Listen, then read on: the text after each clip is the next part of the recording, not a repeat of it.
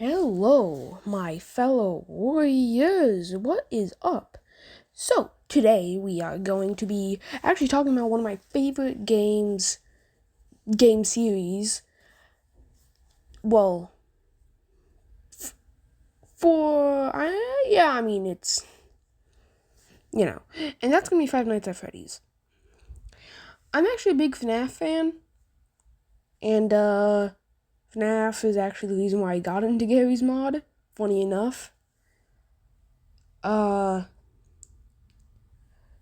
with that, we're going to actually be discussing tactics that you could use to survive FNAF 1. So,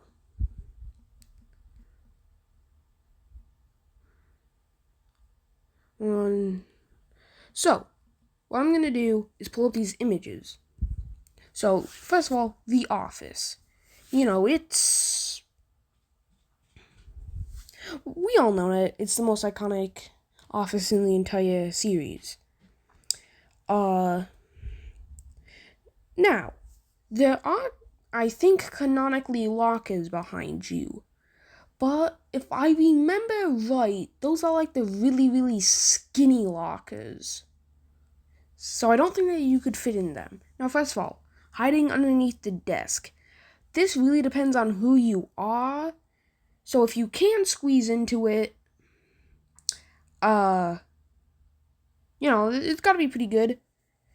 Now, if you could somehow maybe move the lockers, I don't know how heavy those things are, because they're probably metal, but that would be your best case scenario. But also just surviving normally, I think that could be pretty good. And now, there's FNAF 1 back room. Now, if it is to be believed on what they say is right, they think that you are an empty endoskeleton, and that's against the rules at Five Nights at Freddy. They're at FNAF. They're at the pizzeria. But, as you notice, there's an endoskeleton here that's untouched. So, I take that as meaning that if you're in the back room and they think that you're an endoskeleton, they are gonna leave you alone because an endoskeleton's fine to be back there. Or you can never mind. But yeah, I think that if you just sat on the table and went limp, then, well, I think that you might be fine. And now, hold on, give me a second to think.